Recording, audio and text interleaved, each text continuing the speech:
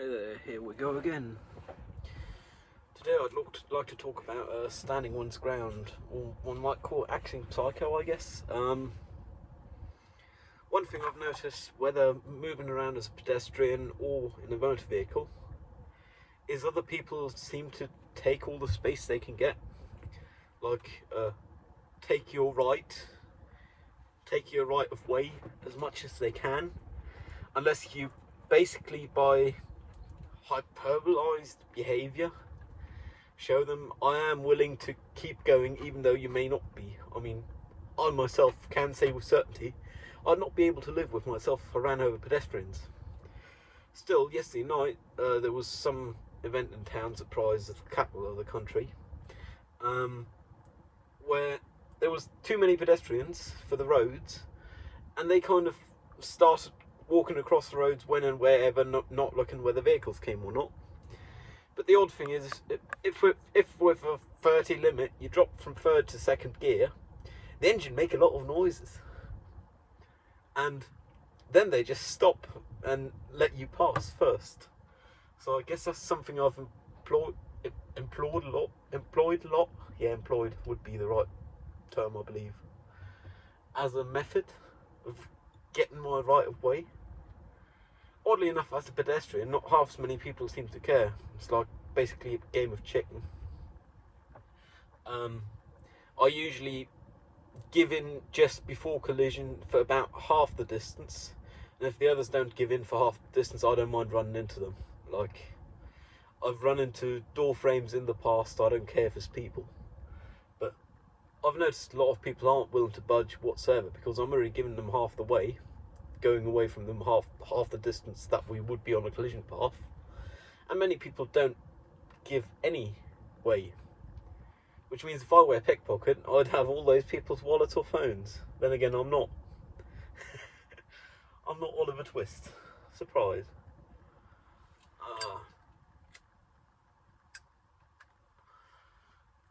Like with a car, same kind of thing with motor vehicle on motor vehicle kind of thing.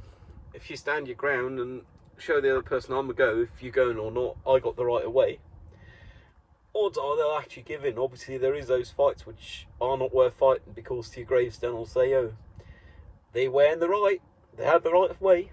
Like, obviously with a 44-ton lorry, you don't want to play chicken if you own a 2.8-ton car.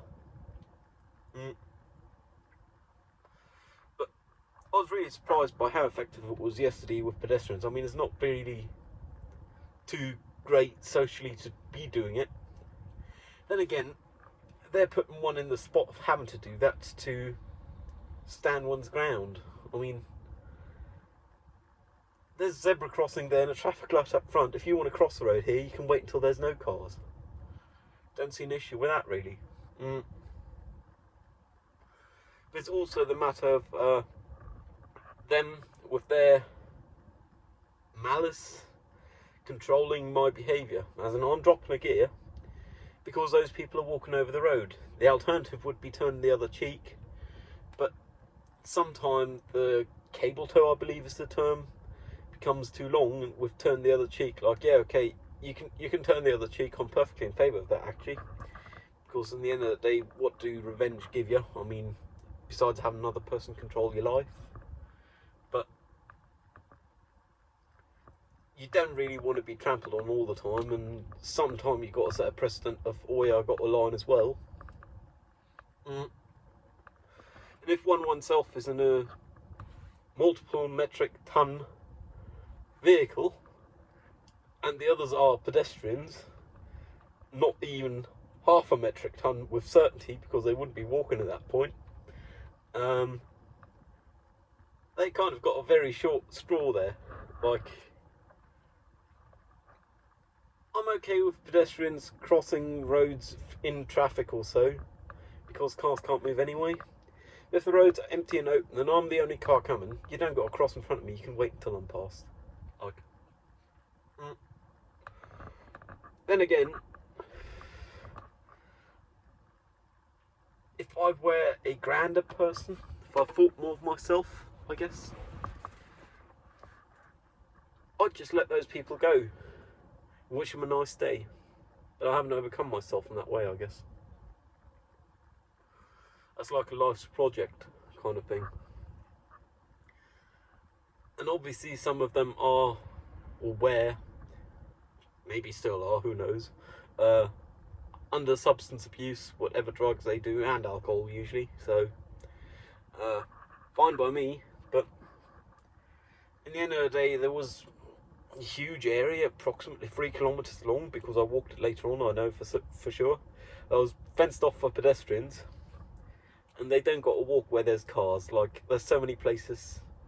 The entire central road was blocked off. I walked along it later on. Actually went for a 5 kilometer walk, just cozy walk, because I had to figure out one situation with traffic not involving pedestrians, interestingly enough. Because there's a road with a blue arrow sign pointing straight, which means you're only allowed to go straight unless you're a bicycle, because the crossing road is a bicycle road. And the plod were blocking off the road straight ahead. They weren't instructing one to go anywhere, so I just turned left, which, to be fair, is not correct, I'm guessing, but it weren't their job's worth to show me a way to go. So I went left and no one complained, I guess. I think in part that's just because people can't be bothered to do their jobs. I mean, good for them as plod and so on. They're still blocking off the accident or whatever that was. It was like a ladder truck, fire engine, just further down that road. Went fire, but apparently some accidents, so who knows. But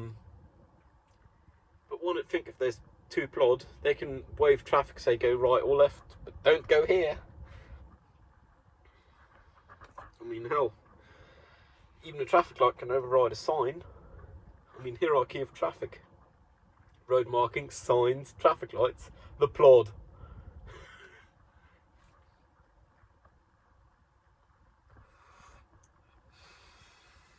Like, I don't get it. In the end of the day, I like to think I'm doing the best I can. With cases like that with them pedestrians, it's not like I even lose my calm. I still got my calm, so at least I got that speaking for me.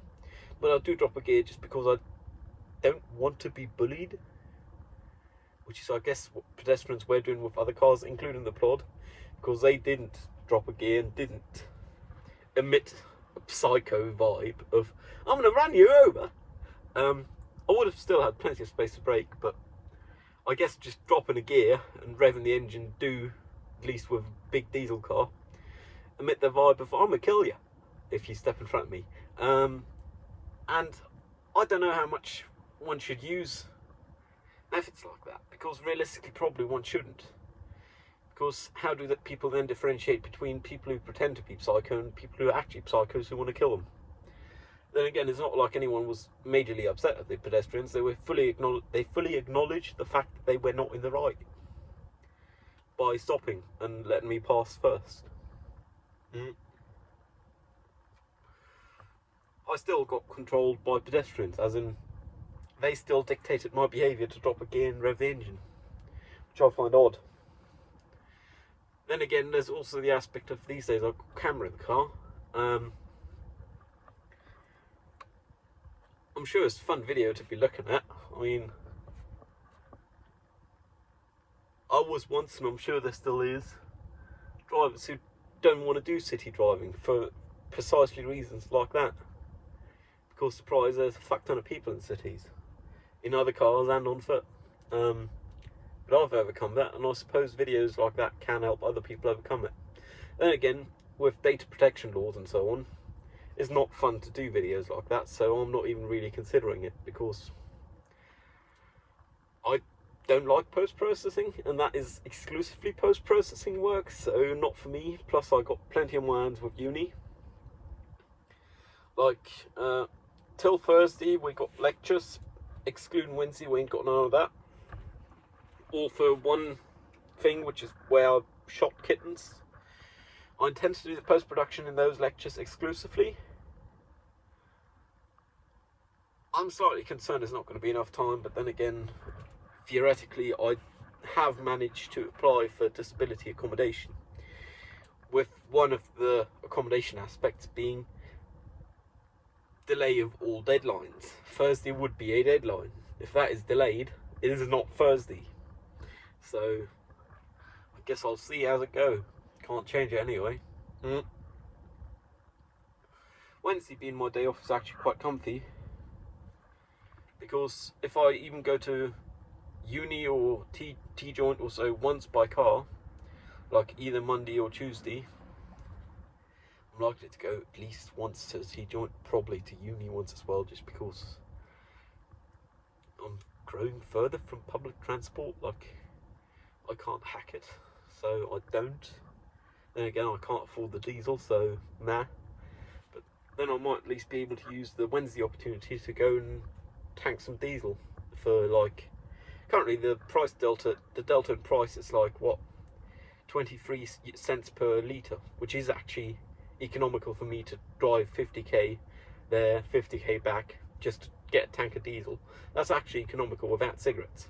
And cigarettes are another aspect, because I am running low on the cheap import cigarettes. So I've been rolling. Then again, that might very well cause my smoking behaviour to go back up. Then again, it hasn't gone down because I've tried to. I mean, I have passively tried to, but it's primarily gone down because I've run out of cigarettes. And a lot of the time I could really use one, so nah. I only got one pair of lungs, 1 and 2. Those will be kaput one day, but I might not live to see that day, so in that case it's not my problem really. I'm not eligible to be an organ donor anyway because of my implant. Long story short, bicycle accident, subdural hematoma, epidural hematoma, got this much implant of skull. I'm not eligible to donate blood, nor am I to donate my organs, so it's not like saving anything for anyone else is going to be any good. I mean, I only found out because I wanted to donate my blood and they didn't want it.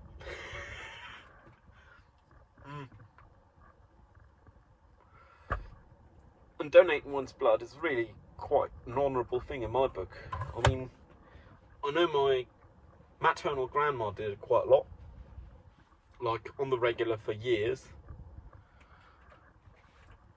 and I'd love to see more people do it on the regular. I mean, I know 1 or 2 people who've done it at least once, but it don't seem to be much of a thing. Like, hell, okay, it's literally your life juice you're giving away, or some of.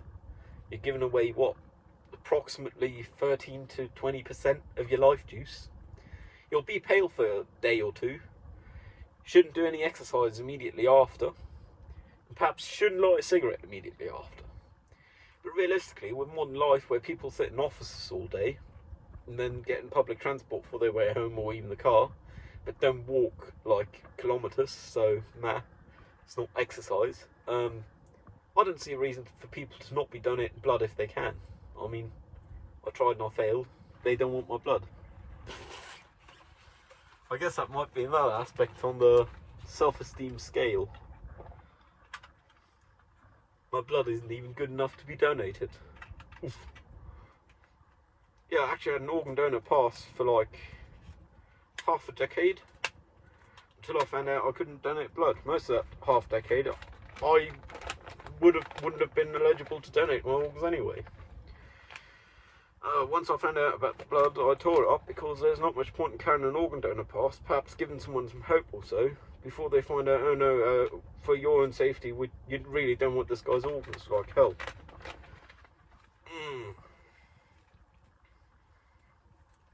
One thing I'm proud to say is I've managed to bring down some of the trash today. Plastic and about half the paper rubbish I got in my flat. Should probably still bring down my rest rubbish, which is like all other rubbish, unsorted, like food waste or food packaging contaminated with food waste, etc. Because here we separate rubbish, surprise. And I'm quite happy I managed to, and I have managed to do a neat and tidy shower, proper clean up, like crop the beard and so on. I'm real happy to say that. What I'm not happy to say is it's only the second time this week and it's Sunday. I mean, I had a shower on Tuesday, and I ain't had a shower till earlier today, which is something I'm far from proud of. Then again, it's not like it was much of my control. I just didn't have no energy. But I'm real fucking sad to say it. I mean, nah. Like, it's not cool. I really want to aim for 4 showers a week, which is like half extra from one every other day. For the majority of the past month, I'd managed that. Like last week was a 4-shower week, the one prior 3-shower and the one prior 4-shower. But this week's now been a 2-shower week, so I guess I've broken the streak of shower every other day. And I guess I never had a streak of 4 showers a week, so meh. I'm really looking forward to therapy tomorrow. Gonna leave uni early for that, which is the self-working task of editing kittens. Well, first off cutting it, then editing it. I'm really looking forward to therapy though I'm also somewhat not looking forward to it, because my therapist will be hoping for me to have prepared some documents to apply for disability, and I'll have to disappoint them just because I ain't got no fucking energy for nothing. I mean, I guess I did manage to apply for disability accommodation in uni at least, for which I don't need legal disability, though one can have it, and it don't do no harm to have it. Is way small of a paper hurdle, way less red tape, because all I needed was my therapy report from my therapist, which I redacted heavily because a lot of the things aren't the uni's business. But like, it's been a month now, and I'm probably going to want to ask for at least like fortnightly therapy sessions instead of monthly, which is a bummer, because obviously as a human one hoped to be able to exist without therapy. Like, therapy is something you have to apply for health insurance, assuming you have health insurance that pay, which luckily in this country is necessary. But it's not supposed to be the status quo, at least not to my feeling. I guess it might very well be the status quo for future, because mental health has been on the downfall, because mental health awareness has been on the uprise. Then again, that might mean mental health is better than it have ever been. It's just we didn't know how shit was in the past. Like, can't know that.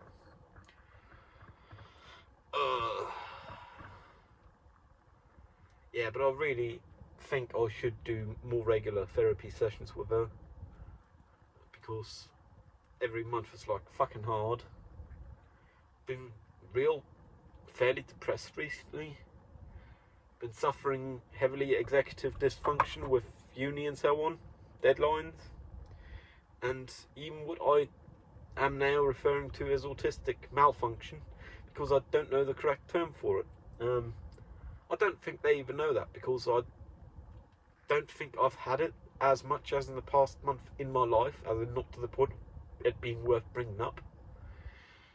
I mean, as a small kid I had issues doing my homework, which with hindsight was executive dysfunction. But hindsight, 2024 and so on. Fucking miserable.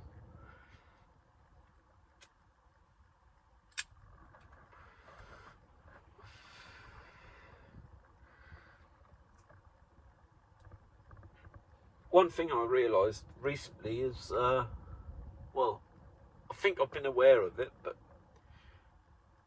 not as aware as I am now. Like, my awareness has grown significantly.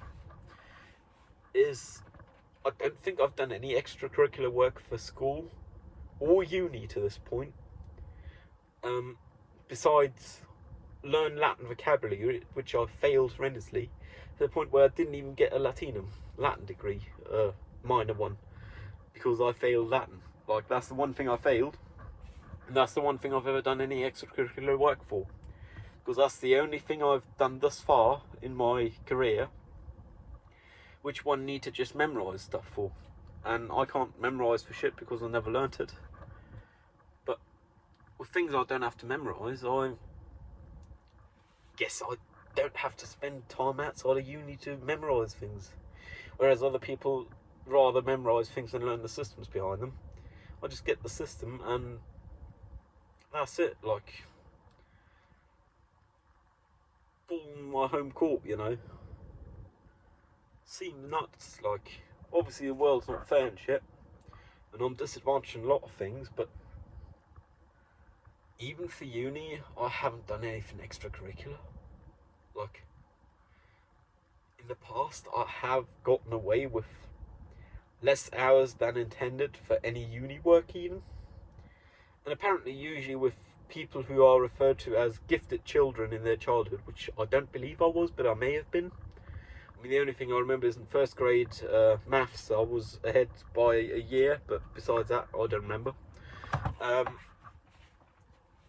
Apparently, that's usually an issue latest at uni level, like having to learn how to learn, having to learn how to memorise. I haven't had to learn to memorise to this day, which might be a big hurdle later in life, but I can't think so because thus far it hasn't been a problem. And again, that's what all those people that say before they'd go to uni. I've never been at uni for the best part of 2.5 years. And I've failed one elective thus far, for which I can't be asked to find the tutor to figure out the reason why. Handed in all my things to my best recollection. Then again, that was around the time of my dad's death and funeral, so I might have missed something or I might not even had it in. I can't be asked to find out really. And one thing last semester, which I'm not getting an explanation for, but I'm not hunting one down. I'm just going to delay payment until I get my grade, because in the end of the day, with that one, I do know I handed everything in.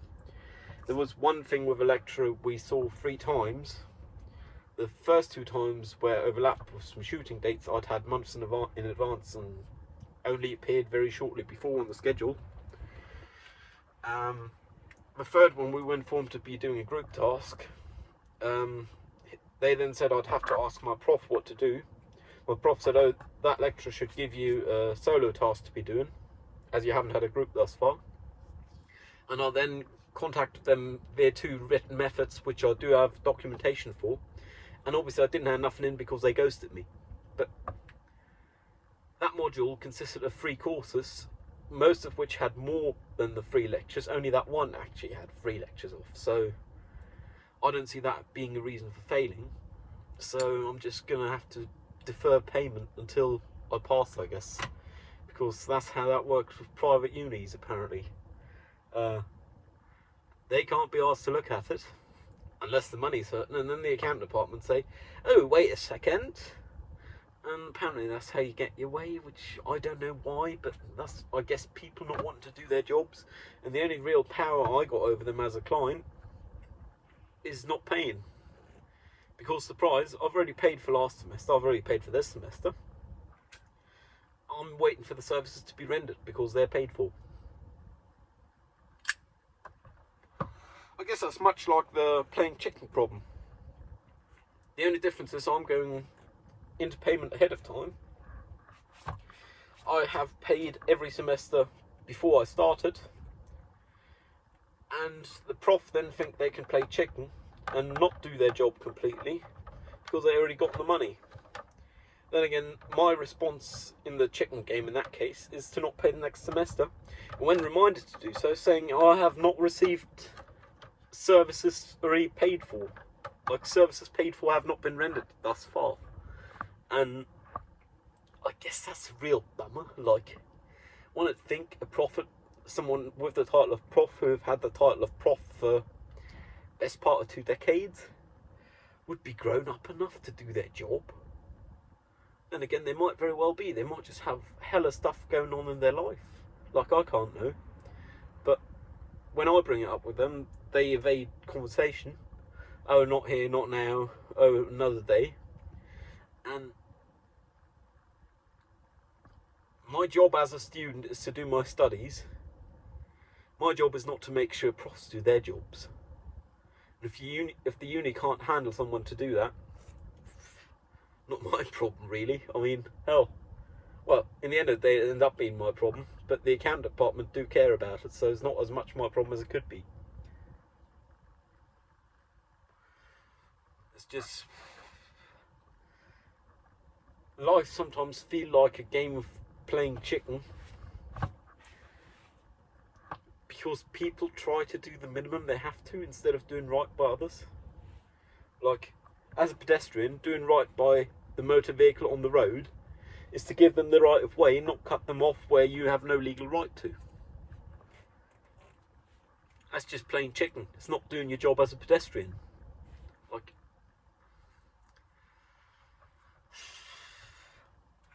then again, dropping a gear, revving one's engine, don't make one better.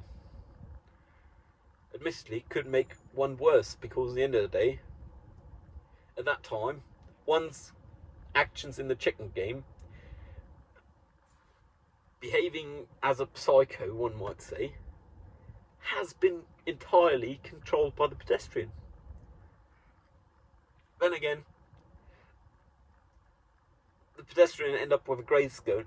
I'd end up with maybe lawsuit, dent in a car, oh no, and traumata obviously, but I wouldn't be dead.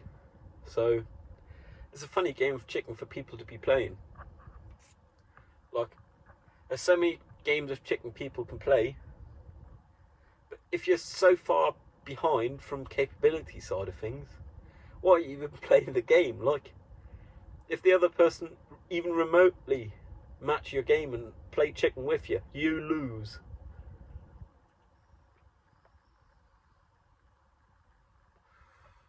It's just funny. I mean, it's not funny, it's sad really, but still, if I didn't laugh I'd cry, you know.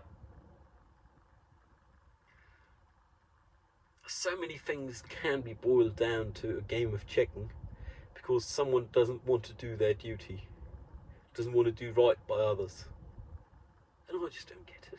Like, it's not that hard. On a lighter note, had contact with a friend back in their home country, and they're an English teacher, so they like to fuck around with the English language, and they like the Cockney rhyme slang. So we've been writing with some Cockney, which is like real fun, because I had one I got real confused by, because the interweb's got some confusing, misleading American rhyme slang among the Cockney, which I did realise was American, but I couldn't figure out the German one, the Cockney one, not German. The language is I'm somewhat capable of. I wouldn't claim to be capable of Cockney, like I have to look things up, but still, I know what Brittany is. Come on, I mean, that's something everyone knows. Same as apple, or frog for a fact. But in that case, it was ginger ale. I couldn't, for the sake of me, figure out it meant pale. Like, couldn't figure out. The only sources I found were most likely American, due to the word, which would have been jail. As far as I know, an Americanism at least. And didn't seem right, but also didn't find any alternative options. So ginger boat, pale face. Ginger ale, boat race, pale face. Now I know it. Learn something new. Learn something new every day. That's the nice thing about the world. There is so many things to learn, no one could ever even remotely grasp what there is to learn. Forget about learning it all. Just knowing what there is to learn, just categorising the learnable things is impossible, beyond any human's reach.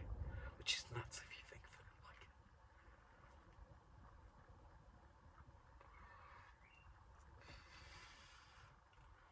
I mean, my English language for example, trees or so isn't great.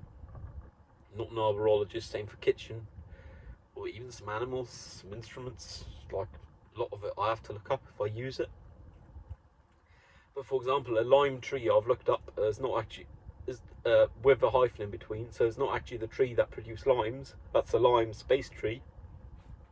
A lime hyphen tree is known as the Linde in German, and they're like the ones with the helicopterish, not maple, other helicopterish seeds they drop. And their resin's really annoying, which is why I had to look it up, because they're all over this town.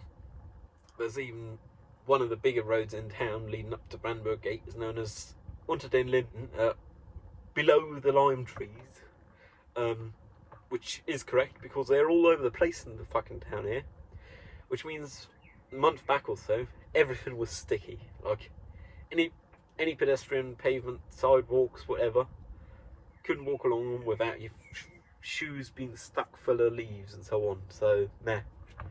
I guess we've got another season that come. Nah, that should have been the only time this year. The only time they produced a lot of resin and drop it down. Like later we got the leaves and so on, but those aren't sticky at least, so that's something.